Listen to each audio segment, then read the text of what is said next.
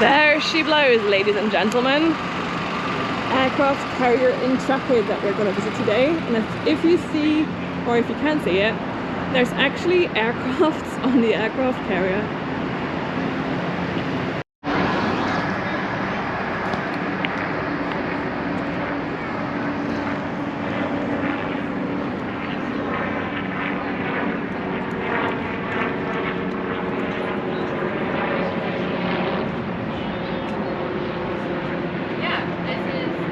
This is what this ship flew. So we're here on the top deck of the Intrepid, and this is basically where they keep all the old aircrafts, and you can read about, you know, the kind of aircrafts they have here. They also have an aircraft restoration hangar, and you have actually quite a cool view on the New York skyline.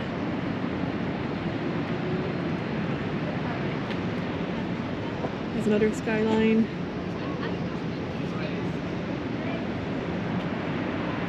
The boys from Syracuse aircraft.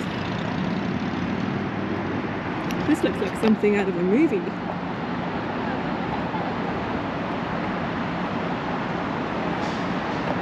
Doesn't it? It's work in progress. Okay, so this is had a A-12 secret military program to develop high-speed, high-altitude reconnaissance aircraft. First flown in 1962. Wow, it looks actually quite good for like 1962. Like, it looks a lot cooler than what I thought they were, you know, kind of like able to do in 1962. I just wanted to know how cool it is. I just wanted to note how cool it is that this aircraft can like clap or flap back its wing. If you can see that, like, it's just to be on the carrier to save space, they can just take the wings back.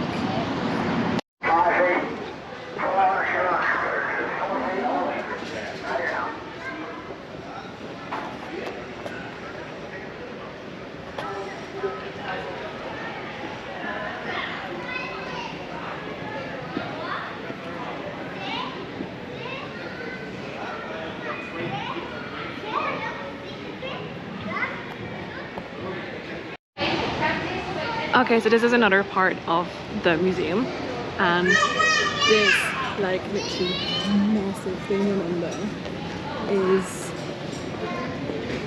the Enterprise, which is basically the aircraft kind of thing that they put on a rocket to shoot into space. So this is the Enterprise flying. Okay, so if you ever wondered what a Soyuz looked like inside, this is it.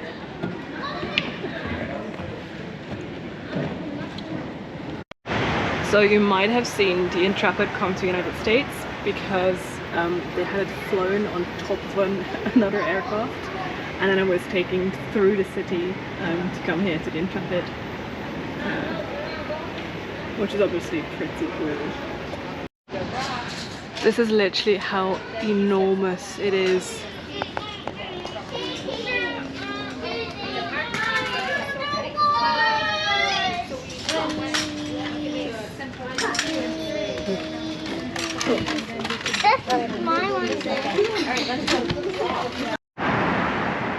Next up is in here,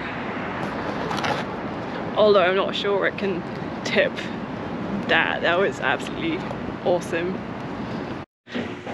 So this is a officer's cabin.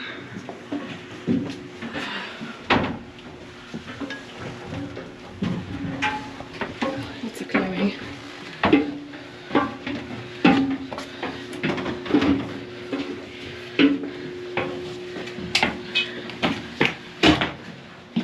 Yeah, that was me.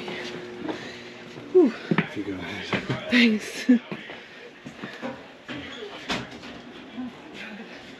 Wow, amazing. radar.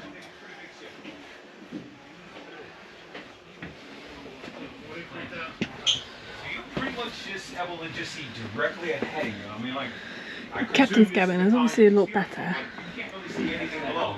although I do think that you have a lot of noise, so don't fall.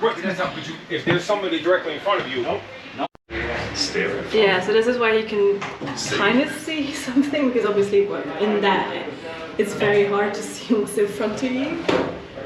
But you got quite a nice view from here, to be fair. Oh god. So there's about 20,000 miles, not meters, miles of cable in this ship, which is almost the circumference of the Earth.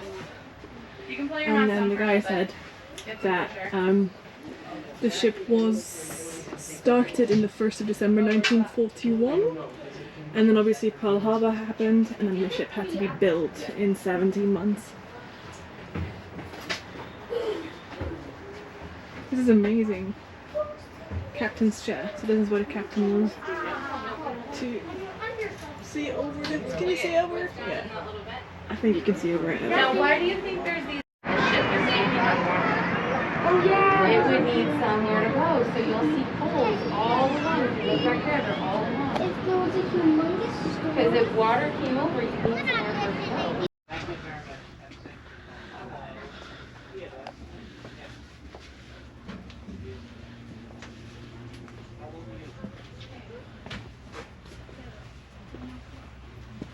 How old? Are you happy here? You like it? Yeah, good. You make, this was what makes America strong, immigration. And my parents, Oh my god, he's so my nice. grandparents were. That guy just got congratulated the I think they were Japanese, they were a Chinese family, saying welcome to America because they just immigrated.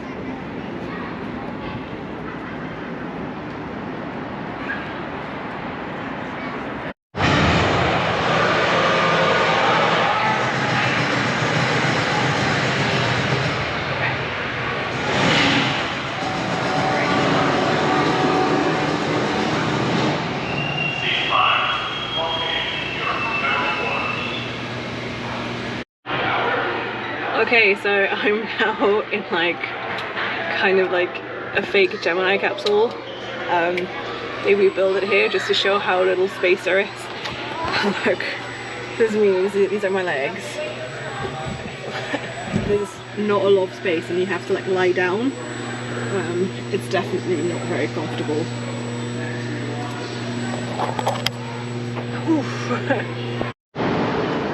So coming down, Josh and I just spotted something. It's a Concorde. We're just gonna have a look at the Concorde because, like, I know they were very unsafe, but I do kind of miss them because, like, they were so fast. How long was it for London to New York? Like 2 or 3 hours. 2 or 3 hours? That's crazy. Back to Hawaii on their submarine. But how are you going to get back? Okay, so what is W-88 currently deployed on the Trident 2 submarines, was deployed on Kathmandu. Swayambhu would have medium blast damage, but basically, well, to be fair, you just can't go to the UN park for acute radiation, but basically the whole of the city has thermal burns, and Bhaktapur is just saved from a light blast damage.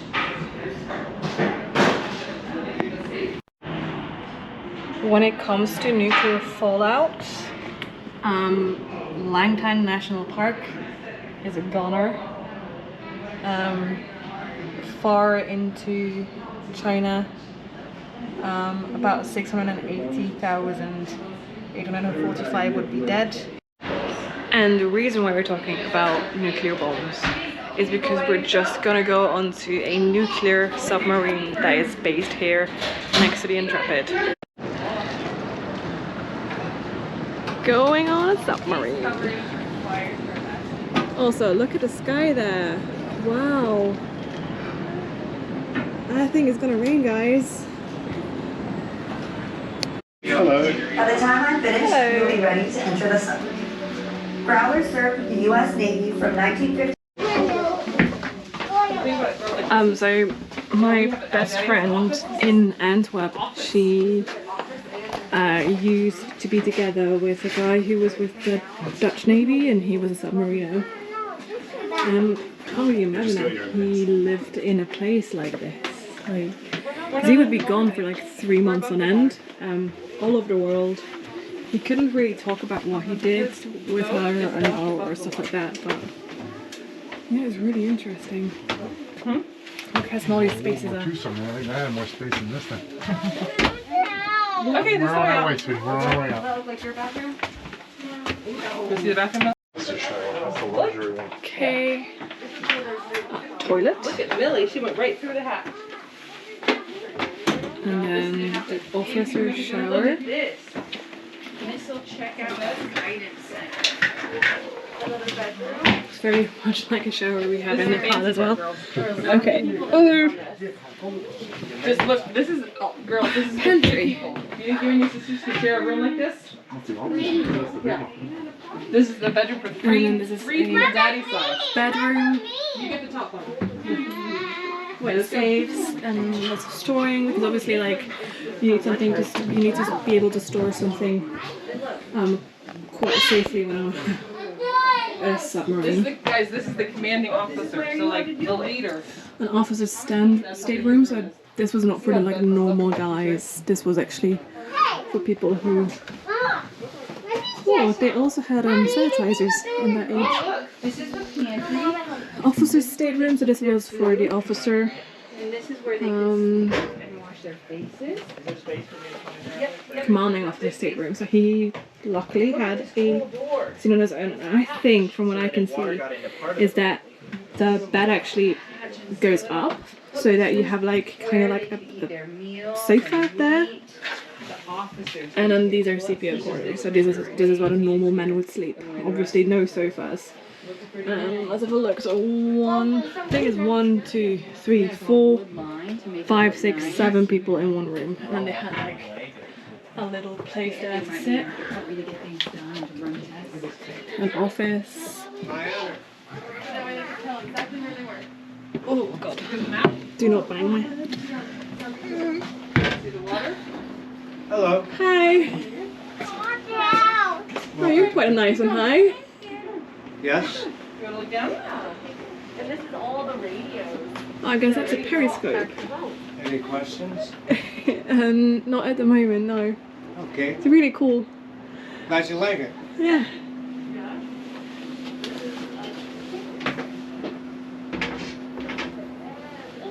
You're welcome.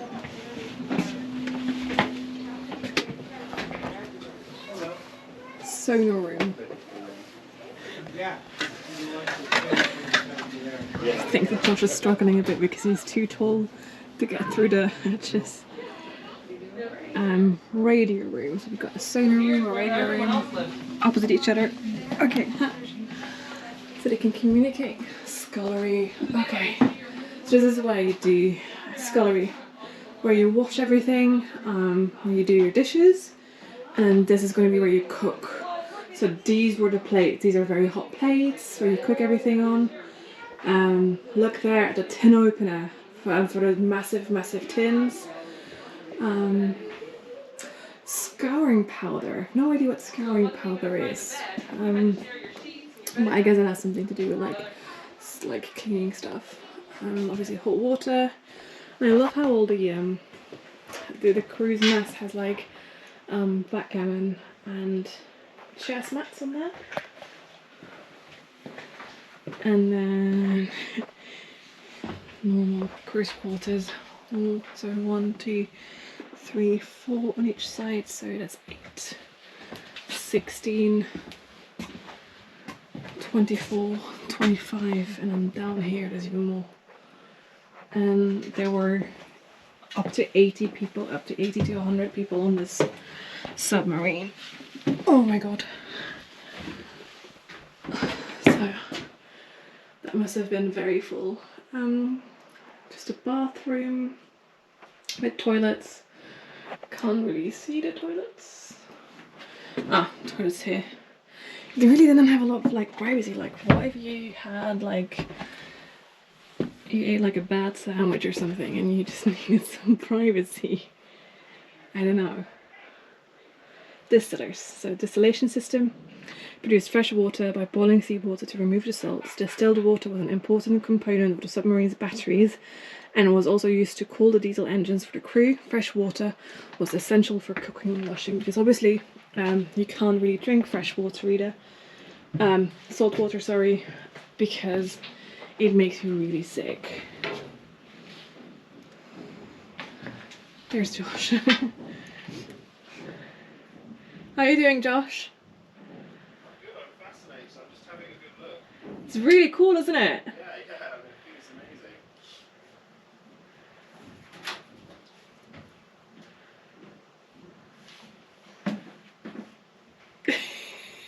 Oh, it's a bit of a nightmare, these patches. Yeah, I don't think you would have been a good submariner for your They height. didn't let me on. You take up too much It room. needs to be about a foot shorter to really do well. Oh, okay. Then what's this? Engine control, engine room and control booth. Interesting. Look at how big these were. Like, I shouldn't actually touch it, but wow, just to open and close them. And then down there, I can't really get it, but it's the engine. Oh god. Lots of squats today. Another toilet. So how much toilets have I seen for like the normal crew? Like 2 or 3?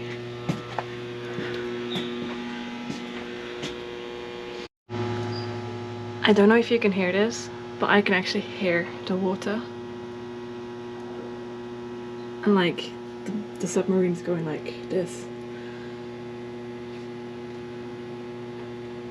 Okay, I can't hear it now.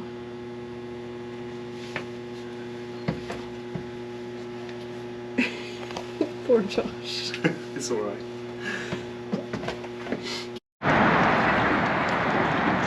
Okay, we're now walking on the submarine. How cool is this?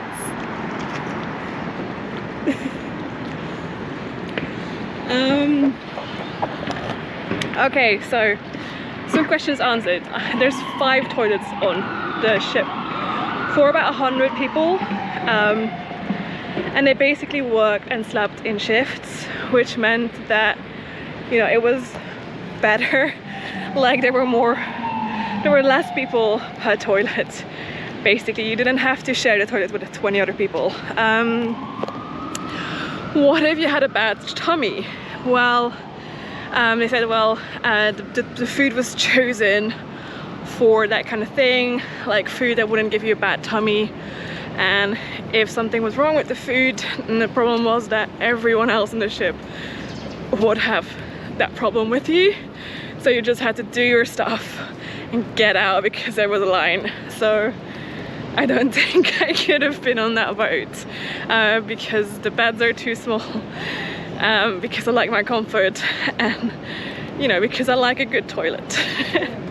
So yeah, I think that is where we're gonna stop our tour of the Intrepid, because we're now gonna go to a cafe, maybe have a snack and drink something, and then maybe do some shopping in New York. So this is really cool, and I would actually recommend coming here if you would visit New York. There it is. So yeah, thank you so much for watching, and don't forget to subscribe, like, and maybe even share it to other people that you might that you think might find this interesting. Bye.